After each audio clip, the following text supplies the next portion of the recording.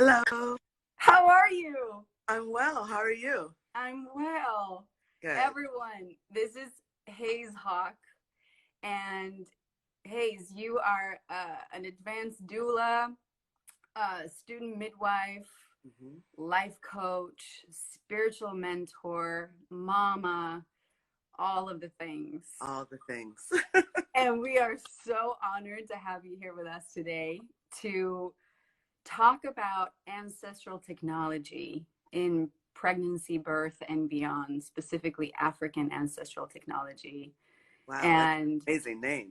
I am so excited because we have so much to learn from you today. Oh, thank you. So thank you for being here. I'm so happy to see you guys joining us. I might actually, I'm going to turn off the comments so that they don't scroll over your face. But if you guys want to leave us questions, you can do so in the question box. So, oops, which I just accidentally opened. Oh, Haize, you're going to have some patience with me because I'm a bit of a mess when it comes to technology. But there we go.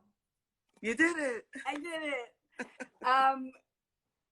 So we're gonna dig into your journey specifically, which I am really excited to do. But I figured it would be good to begin with some history. Okay. And talk about granny midwives and who they were and how and with whom they practiced and who they helped and the persecution that happened and how it continues to happen. But I would just love to hear a little bit about that from you. And I found a very short quote here by Sophia Monroe. Love her. That really stood out to me. Yeah. She said, one of the darkest moments in U.S. history was the systematic eradication of the African American midwife from her community, resulting in a legacy of birth injustices. I would agree. Yeah. Mm-hmm. So with that, would you mind sharing with our followers, the people that are with us today and who will be watching this, a little bit about the history? Yeah, so the granny midwives, like you mentioned, were,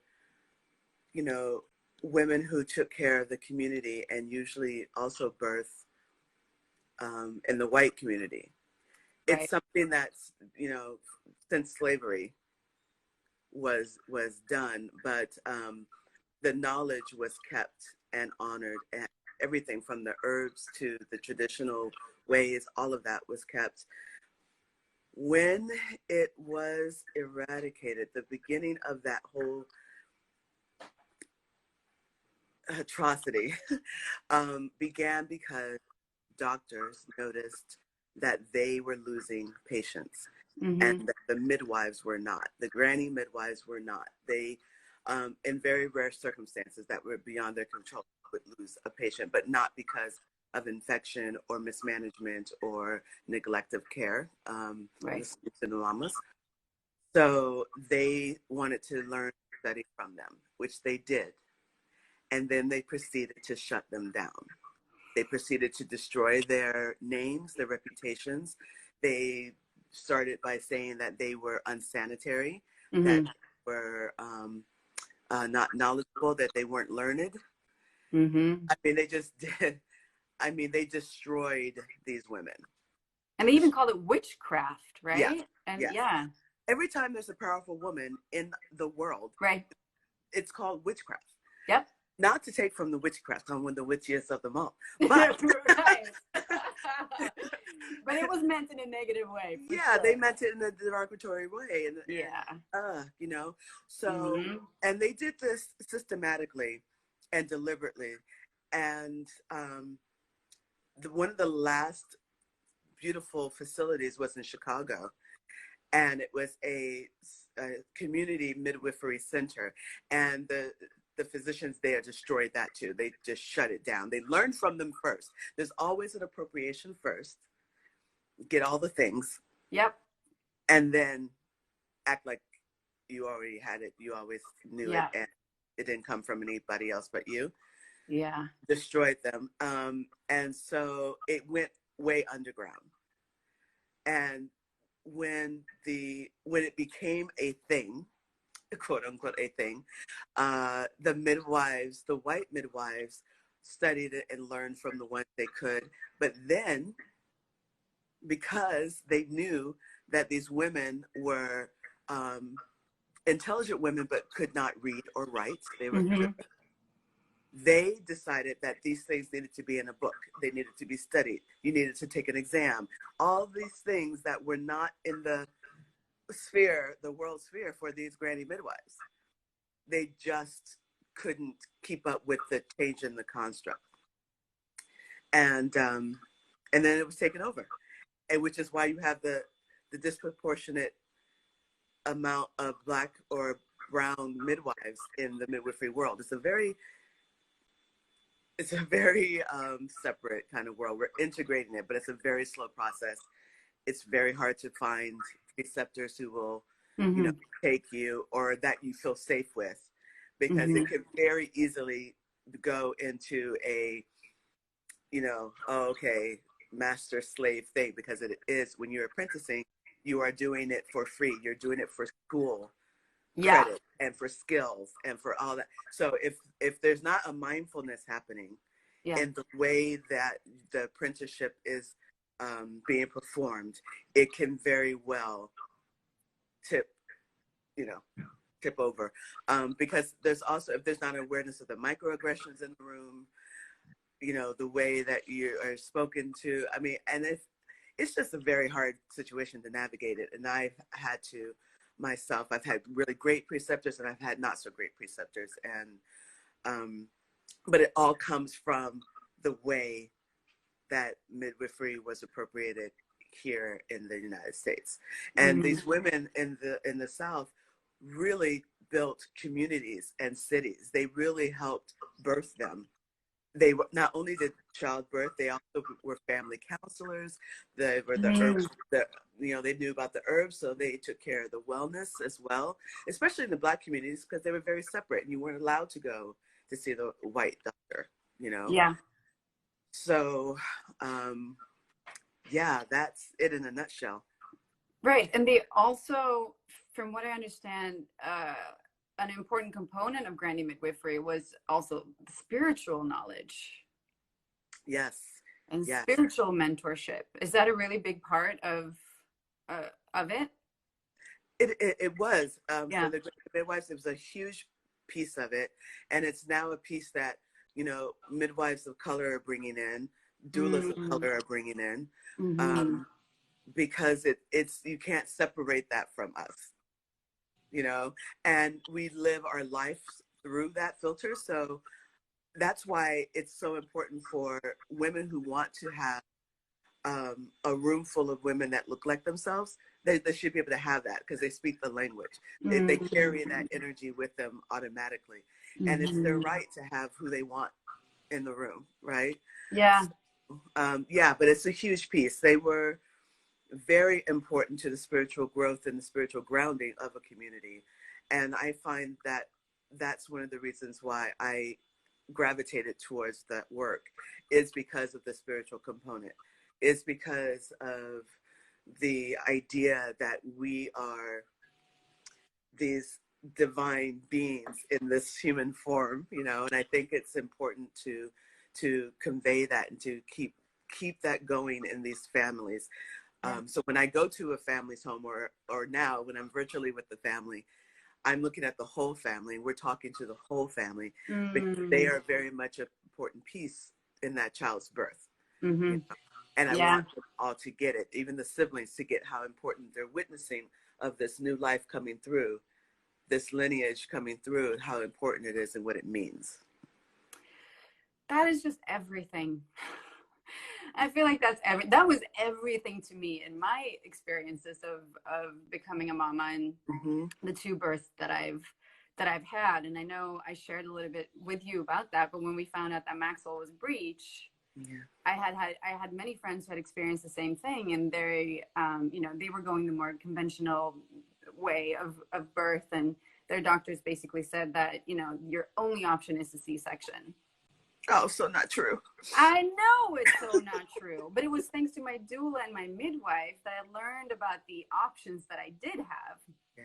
And when I was stressed, I just loved how my midwife pointed out to me that, you know, she didn't make it about my body or all the medical language that she could have given to me. She talked to me about how I could use the fact that Maxwell was breech and the stress that I was feeling around it as an opportunity to talk to my son in my belly and go, hey, buddy, we're in this together.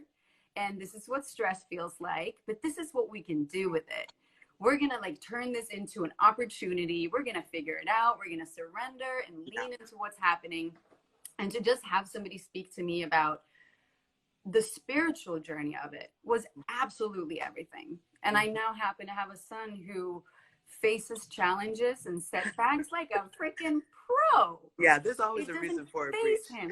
Yes. Incredible. Yeah. Yeah. Mm-hmm. So this is hugely important. And I would love to hear about your journey because you touched on it. What drew you to this journey towards specifically the ancestral technique? Mm-hmm. And I know you went to Ghana to study. I would love to hear a little bit about your journey and how that changed things for you. Yeah, so I was born in the South. I was raised in Europe and all around the United States because my dad was in the Air Force. But the earth and being rooted and grounded is always something that has drawn me, pulled me. It speaks to me, and it's where I get my strength from. And I didn't realize how much that would come back to me until I was pregnant with my son. And when I had my son, I was the first in my tribe to get pregnant, to get married, and to decide to use a midwife. Now, if you had asked me before then if I was going to use a midwife, I didn't even think about it, even though I knew that most of my family members had been born at home, right? Yeah. But it wasn't a conversation that my mom and I had because my mom was in Europe on a military base. So, you know, that's what I saw her have. My sister was in a hospital. But when I got pregnant, that's what I decided to do. And being grounded in my practice and learning more about my history and understanding African traditions was really important to me. And I also studied the indigenous traditions because my family has been so entwined with the Native peoples. So I honored it, and I've always, you know, done sweats and all those things. So for me, it was a very natural thought to just kind of go in and go to the ground, take root there. In my pregnancy, I decided to go really, really like traditional. I didn't want any of the things. I trusted and knew that my body could do it. So when I got into labor, my midwife, her best friend was there, and she said, well, I can come and support you if you like. And I looked at my husband and I thought, yeah, maybe so. maybe he needs some support. Yeah. So she was there, and I didn't think anything of it, but literally an hour and a half in, I was saying to her, what is this you're doing? What is this called? Because you're saving my life. And she said, I'm a doula. And I was like, okay, so what is that? And what does that mean? And where's that come from? And how did you study? And she's like, well, honey, how about if we talk about this after you have your baby? Because I'm in mid going. I'm surging and things are happening. I'm like, well, okay, so how did you do it? You know, I'm just so into what she's saying. And she said, we can wait. I said, no, I really want to know. And I wrote down everything that she told me that she did. Like all the things she got certified in to help her. While in labor, you're taking notes. Yes. Wow. Yes, and mind you, I was good in school, but I was never that note taker, that studious, that person. This was something literally that wasn't me, that it just, she spoke to me, and I wrote it all down. After my son weaned himself, it was 3 years of nursing. After he finished, that's when I started implementing the things, the trainings, the certifications, all the things that she did. And then I did a few more things. But the fact that she was so well-rounded, Mm-hmm. she had herbology, she had nutrition, she was certified in all these things, Reiki massage, Reiki work, Heller massage, all these things. And so I did all of it. I did every single Wow. and it does inform me now. But then when I decided that I wanted to train with Salam, Queen Mother Salam, who actually was a student of Ina Mae Gaskins on the farm. She was the only African-American student. She is amazing. She is now Queen Mother in Africa. She's revered and honored, and rightly so. I don't think she gets nearly any of the kudos that she deserves here in the United States. Only with the Black midwives and the Black Doulas, we know who she is. She's the one that spoke to me about the ancestors. She's the one that actually had me start listening to them and trusting them, because she threw me in Ghana. Like, she just threw me in. Prior to that, I had caught one baby, and that baby, I was actually there as the doula, but the midwife had just left, and then everything changed. And wow, I called her back, but yeah, but, it happens. there in time for the placenta, but I had to do the baby. But when I was in Ghana, Salama, she just threw me in, and she was like, "You gotta listen, you gotta trust." And the one thing, the huge piece that I learned from these traditional midwives in Ghana, first of all, sidebar, they were incredible, and they were ancient. You couldn't tell how old they were. Some of them you knew were over 90 something. Some of them couldn't see, some of them couldn't hear, but they saw everything and they could hear everything. I'm getting goosebumps. That is wild. I was floored, and I realized that, you don't always need eyes to see what's happening in a labor. And so I can sometimes know there's a cord. I can know that the baby's asynchronous before we have the signs that they are. I'm hearing it or I'm feeling it. And that is something that she taught me there, and they taught me, because some of the women who couldn't see could see everything. They used their hands to feel everything. Their sense of smell was, they could smell mech. That's a very hard thing to smell meconium, unless you're putting your nose up into it. They could do that. And the ones who couldn't hear could see deeply, and they could feel deeply. And then watching them work together, there was hardly any speaking. It was all telepathy. Like, they didn't have to speak. They knew each other so well, and they knew what was happening, that they were just effortless and in tune and listening and trusting. And so sometimes when I'm speaking to my clients in labor, sometimes it's me and sometimes it's not me. Sometimes it's a voice through me. Sometimes it's their ancestors, because I can tell you, these rooms get really crowded. I bet they do. I'm like, do you have a great grandmother named so and so? Because they're right there. You can see them, you can feel them. And if the mom's grounded enough and in tune enough, she can too. She can access too. And some of the things that I do prenatally are about getting moms prepared and in tune that way, so that they can hear and listen and be able to speak to their babies, to know what their babies need them to do. Wow. Right. Yeah. So that's why midwifery is so amazing, because it's a mother-led craft. We're not leading. We're there just in case. And the mom's leading. Right. And if she can lead and trust her intuition, how beautiful is that? And if she can listen to her guides and her ancestors and spirits, how beautiful is that? How empowering is that? What a beautiful rite of passage. Incredible. What keeps showing up in my mind is, like, I see what you're talking about and feeling it. And then next to it is the birth world in hospitals, which by the way can be absolutely amazing, and thank goodness I ended up at the hospital with Maxwell and had a beautiful experience. So no, Yeah, no, you can you know, definitely no, yeah, take this experience in a hospital. for sure. But you just look at that, and I don't know how high is the cesarean rate in the US. I don't know Oh, what the percentage darling, is, we're but like number 50, 51. It's bad. We're bad.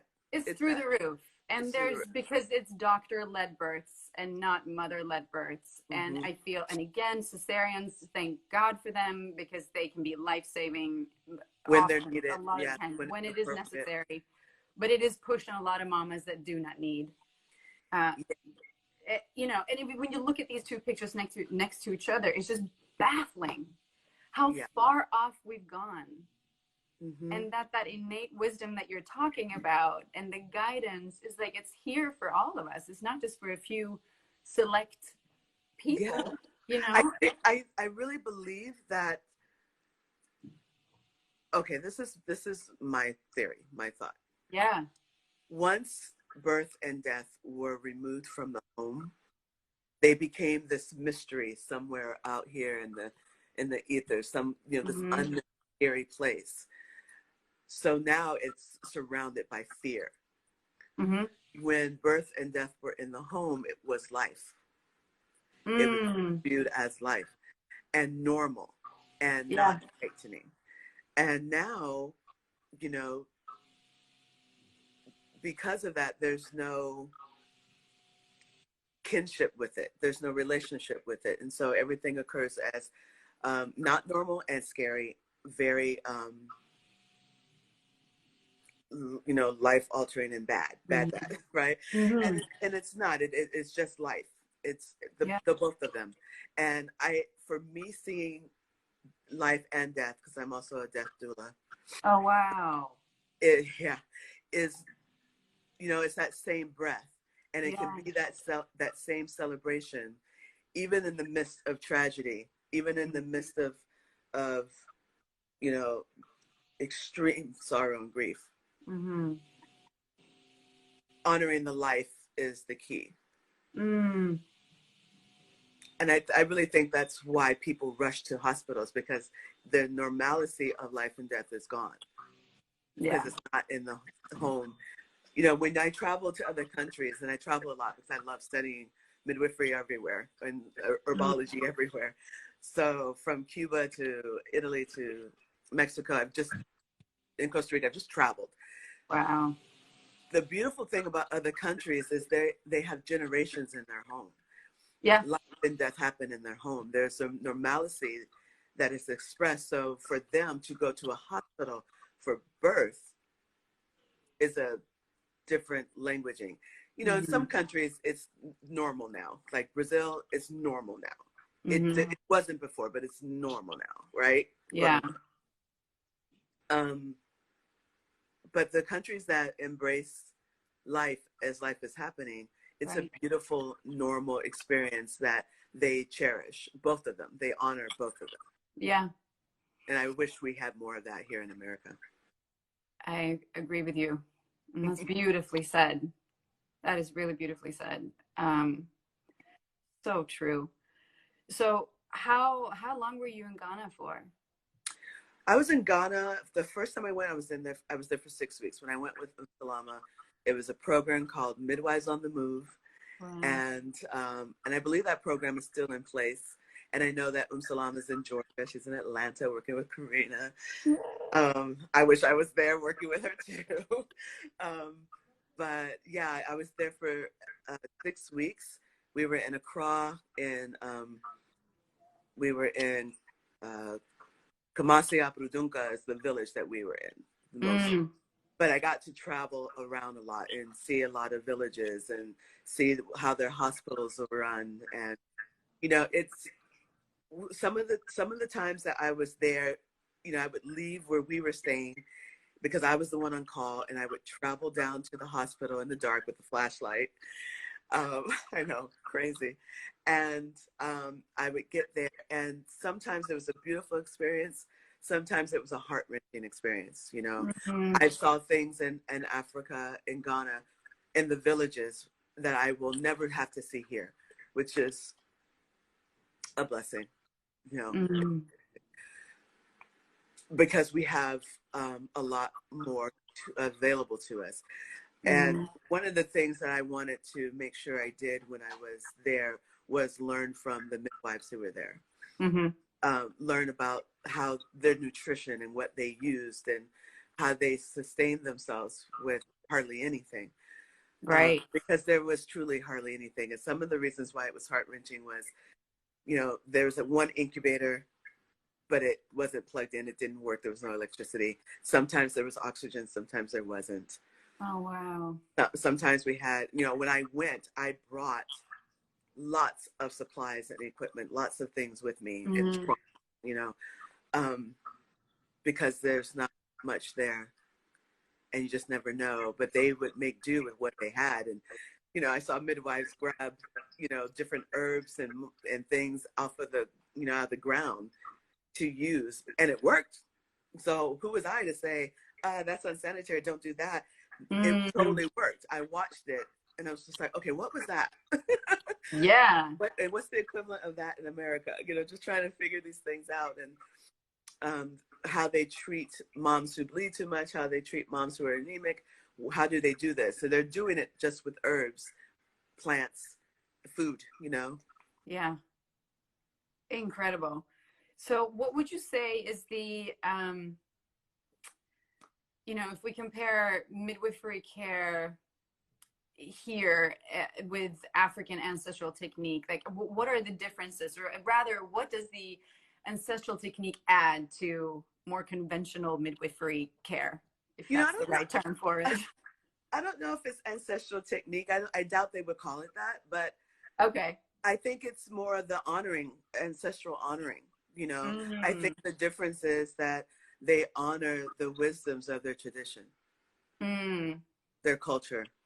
They Yeah. honor it, and I pray that I continue to do that too. And Mm. I think the more that we honor the root of where we come from, the better we show up, Yeah. the better we are as people, and the better caretakers we are, caregivers. Yeah. You know, yeah, I would say that that would be the main piece, and the idea that it's a normal experience and there's no need Mm-hmm. to do anything. Mm-hmm. You know, I watched those women just basically sit around. The things that they would do would be touch the mama. If the mama wanted to be touched, they would touch her. Right. They would rub that belly, massage that baby out. Mm. You know, they would give her foot rubs and massage with all the shea butter in the world. Ah, And it is was that just so much love and so beautiful. And then outside somewhere down, you can hear people singing and music, holding space for what was happening with this woman, you know. Yeah, so beautiful, amazing? beautiful. It's that low tech, high touch. Yes, Or something low that I tech, heard high touch. I love that.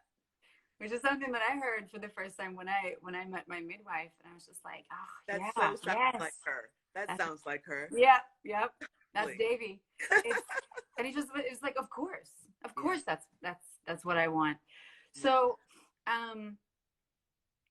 how would you say that Black birth workers specifically would affect the birth experience of Black parents? I mean, it could be an obvious answer, and part of it absolutely is, but I would just love to hear you talk a little bit about that, why it's so important. Because they can drop their shoulders. Mm-hmm. They can breathe deeply. They know they're safe. They know they're supported. They know they're seen.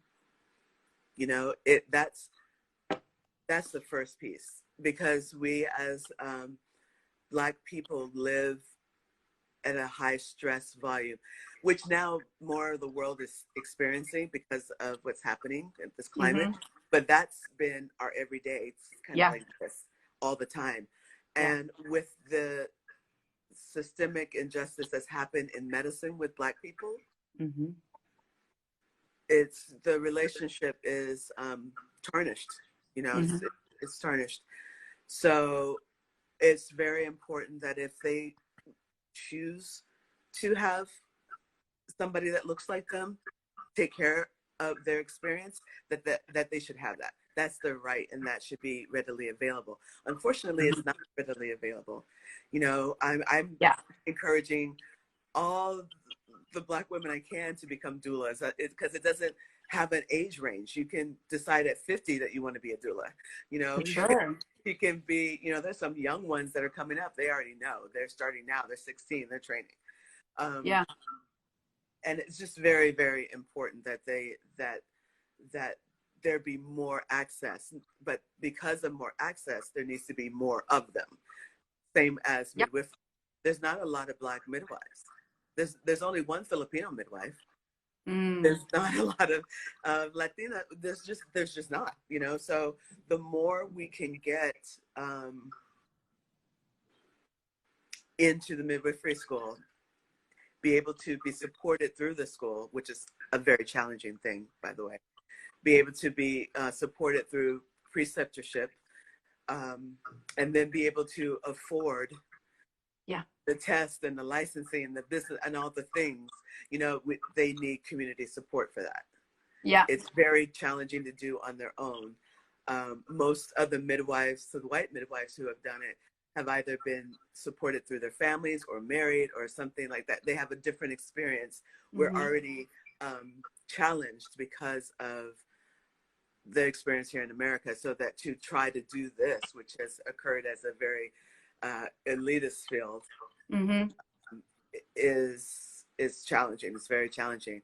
And I have been blessed personally, because even though I say elitist field, that's a very old guard of midwifery. You know, the midwives I'm coming up with now really support me, really believe in me, really are calling me forth. And I'm so grateful. And I don't have that same issue or feeling about, you know, I still feel safe, you know, I still feel supported and I feel seen. But I think it's out of a relationship that's been honed. Yeah. You know, so I know I can call Sarah Howard. I know I can call, you know, people. I have these relationships with people that I know, even if they don't look like me, see me and support me. Right. So I would love to talk about how we can help support, but I would love to just chat a little bit more about racism in the birth world. We know, you know, we have all the statistics that are devastating, what it looks like for Black mothers. Yeah. But I'm thinking specifically about birth workers and how racism shows up in that field, which you already talked a little bit about, but how, like, what are some ways that it does show up? Wow. Well, I can give you both sides. So sometimes I will have, well, before now, now I'm a little bit more seen. So people will know that I'm African American, right? But before then, if I was just speaking to them on the phone, they wouldn't always necessarily say, oh, she's Black, until I would come to their home and they'd see me for our first meeting, right? And then they would kind of be like, oh. And then they're, you know, if they had children, this happens a lot. I can tell which families have Black friends or friends of color. See it in the children? I can see it in the children. If they're terrified of me, like, oh, really? Yeah. Wow. But sometimes they're not expecting it, and maybe I've been the first Black person in their home. Yeah. You know? Yeah. And usually I don't get those jobs, which is great, because that's not an energy I want to be in. Yeah. But in the hospital world, how that shows up is that when I bring in families, if a family of color gets treated differently than a family that's not of color. So they will ask different questions on the intake. My families that I bring in that are of color get asked so many questions, from, are you on drugs? Have you used drugs? Do you sell drugs? Which they ask if they sell drugs. Yeah. Are you being abused? Have you been abused? Is your husband abusing you? Has he been in jail? Those are questions that every now and then a white family will get, very rarely in my case, I've only had it happen a few times, but never have they asked if they are selling or dealing or if they have been in jail.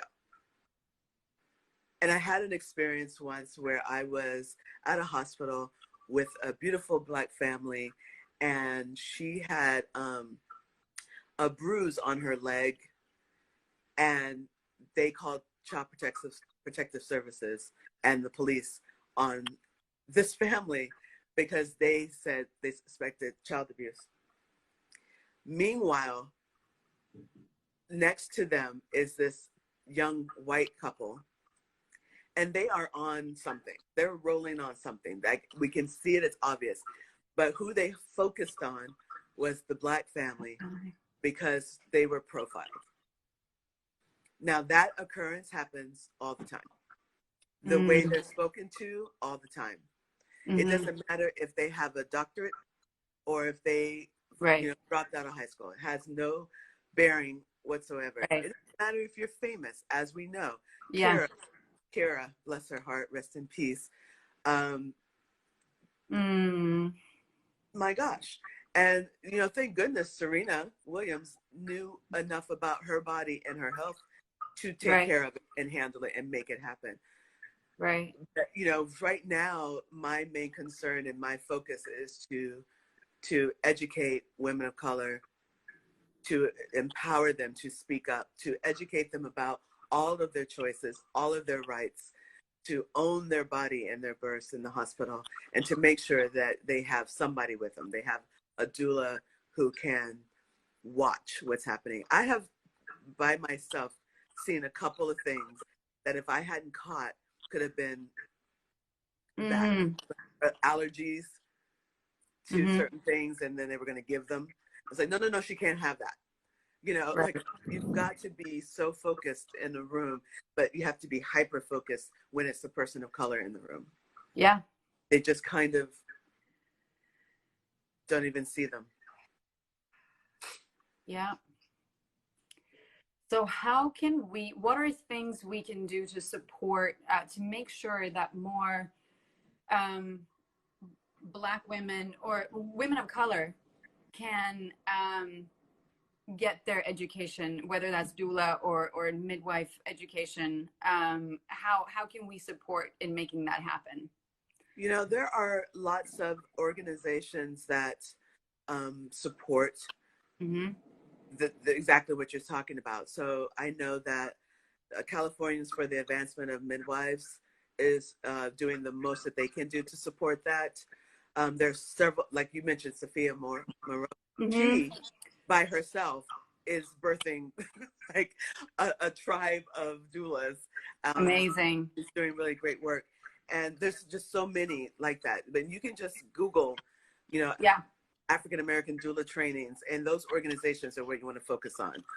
And if you see a campaign, support it, share it, speak about it. If you know of a community birth center and there's no people of color there, ask them why.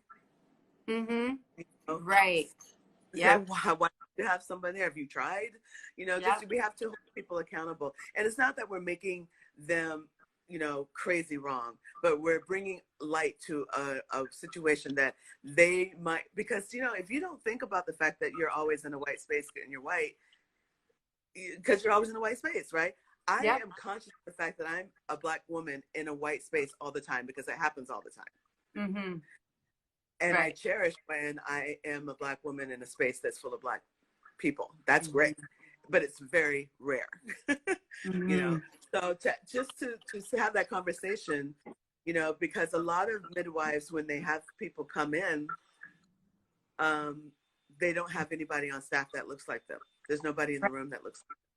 And that could just change a huge piece, But that piece comes with the need to study and educate yourselves on what that means and what that looks like. Absolutely. Yeah. Yeah. Those are great steps. And then also, we're starting to have these conversations. So whoever is on here with us right now, spread the word. Use your social networks, whatever they may be, and talk about this and share some statistics and talk about the need and the things that we can do to support. So let's have the conversation, Yeah. which is very, very important. And I found online too that if you feel called to be a midwife or doula, there's the Midwives Alliance of North America. They have a lot of good general information about becoming a midwife. Yeah. MANA is a huge organization right. that works with midwives and is trying to implement these same things that we're talking about. Yeah. Because it's always been one way, and now we're asking for this huge change. So, but it is a great resource if you are interested in becoming a midwife. Yeah. To start there and ask some questions. Wonderful. Some really good questions. Yeah.